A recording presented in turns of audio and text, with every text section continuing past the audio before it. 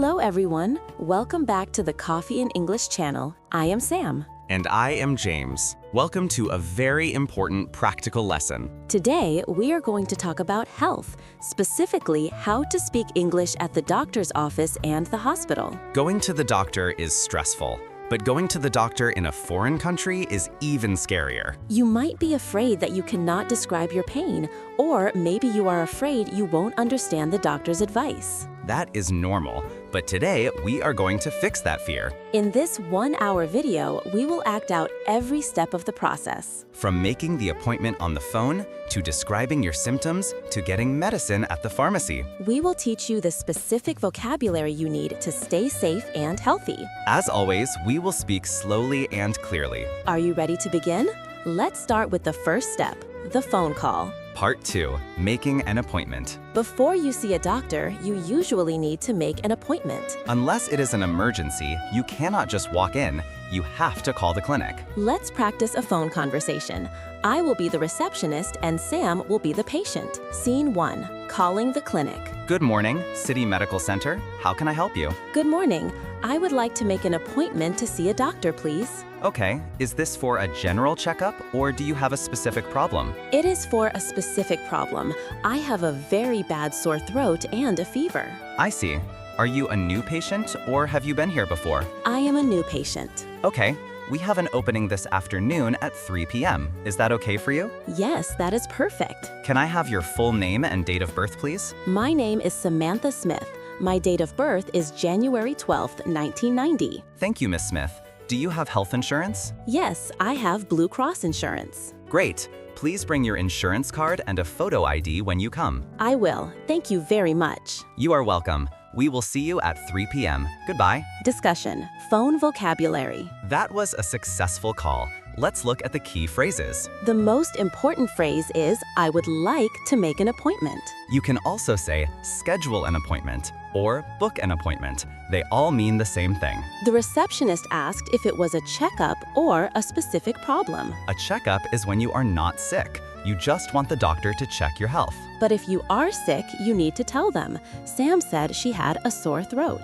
Also, listen for the question, do you have insurance? In many countries, like the USA, this is the first thing they ask. You must have your card ready. What if the situation is urgent? What if you cannot wait until 3 p.m.? Good point. Let's try the conversation again, but this time it is urgent. Scene 2, an urgent appointment. Good morning, City Medical Center. Hello, I need to see a doctor immediately. I am sorry, we are fully booked today. Our next opening is tomorrow morning. Oh no, I cannot wait until tomorrow. My stomach hurts very badly. It is an emergency. If it is a medical emergency, you should go to the hospital ER. Is there no way to see a doctor there today? Let me check. We have a cancellation at 11. Can you come then? Yes, I can be there at 11. Thank you. Part 3, at the front desk. Okay, you made the appointment. Now you have arrived at the clinic. You need to check in. This is similar to a hotel. Hi, how can I help you? Hi, I have an appointment at 3 p.m. My name is Sam Smith. Okay, Sam, I see your appointment here. Can I see your ID and insurance card? Here you go. Thank you. Since you are a new patient, I need you to fill out these forms. That is a lot of paper. Yes, I am sorry. We need your medical history and your contact information. Do I need to pay anything now? Yes, you have a copay of $20. Okay, here is my credit card. Thank you. Please take a seat in the waiting room. The nurse will call your name shortly. Discussion. Reception vocabulary. Let's talk about that word, copay. A copay is a small amount of money you pay every time you visit the doctor. The insurance pays the rest. Also, the phrase fill out forms. You will see words like medical history. This asks about your past health. Have you had surgery? Do you have allergies? It is important to answer these questions honestly. Finally, you sit in the waiting room. Sometimes you have to wait a long time, so bring a book. Part 4, describing symptoms. Now we come to the most important part of the video. You are in the room with the doctor. You need to explain why you are sick.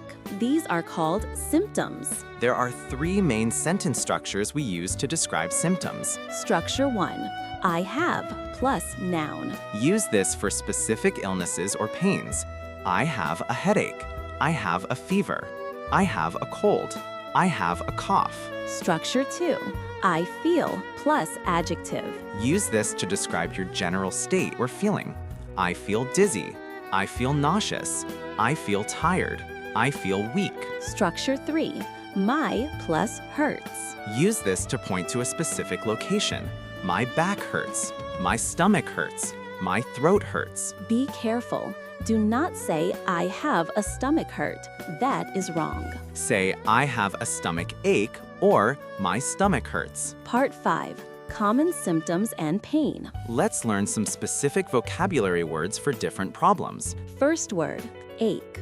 This is a continuous, dull pain. It is not sharp. We combine this with body parts. Headache, stomach ache, toothache, backache. Next word, sore.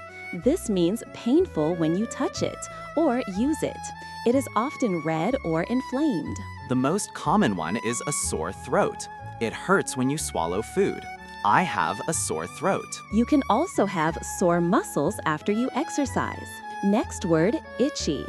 This means you want to scratch your skin. My arm is itchy. I think a mosquito bit me. I have an itchy rash. Next word, swollen. This means the body part is bigger than normal. It is puffy. I twisted my ankle. Now it is swollen. My glands are swollen. Let's practice describing these to a doctor. Scene 4, describing pain. Hi, Sam. What brings you here today? Well, doctor, I feel terrible. Tell me about your symptoms. I have a bad headache. It has been hurting for 2 days. Do you have a fever? I think so. I feel very hot, but then I feel cold. These are called chills. Okay. Anything else? Yes, my throat is very sore. It hurts to drink water. And do you have a cough? Yes, I have a dry cough. And my whole body aches. It sounds like you might have the flu. Part 6. Describing the type of pain. Sometimes the doctor will ask, what kind of pain is it? This is a hard question. You need adjectives. Sharp pain. This feels like a knife. It is sudden and intense. Dull pain. This is the opposite. It is a heavy, low pain. It doesn't stop. I have a dull pain in my lower back. Throbbing pain. This feels like a heartbeat. Boom, boom. I have a throbbing headache. Burning pain. It feels like heat or fire. I have a burning sensation in my chest. Let's try a specific role play about an injury. Scene 5, the injury. Where does it hurt? It hurts right here, in my knee. On a scale of 1 to 10, how bad is the pain? Right now it is a 6, but when I walk it is a 9. Does it hurt when I touch it? Yes, that is a sharp pain. Is it throbbing? Yes, it is throbbing at night. It keeps me awake. Okay, it looks very swollen. I think we need to take an x-ray. Discussion, pain scale. Did you hear the doctor ask about the scale of 1 to 10? This is very common. 1 to 3 is mild pain. 4 to 6 is moderate pain. 7 to 10 is severe pain. Be honest with the number. Don't say 10 unless you are crying and cannot move. If you have a headache, maybe it is a 4 or a 5. Part 7, the physical examination. After you talk, the doctor will examine you. This is the physical exam. The doctor will give you commands. These are imperatives. You need to understand what to do. Let's go through the most common commands. Scene 6, the exam. Okay, I am going to check your vitals first. Okay. Please roll up your sleeve. I need to check your blood pressure. Is it high? No, it is normal. 120/80. Now I am going to check your temperature. Please open your mouth and lift your tongue. Okay. Okay, no fever. Now I need to listen to your heart and lungs. What should I do? Please sit up straight on the table. Okay. Now breathe in deeply and breathe out. Again, deep breath in and exhale. Everything sounds clear. Now please lie down on your back. I need to press on your stomach. Does this hurt? A little bit. Okay, you can sit up now. Discussion, exam vocabulary. The doctor used a tool to listen to the heart. Do you know the name? That is a stethoscope. And the command breathe in and breathe out. Also, roll up your sleeve. This means to pull your shirt up so the doctor can see your arm. And open wide.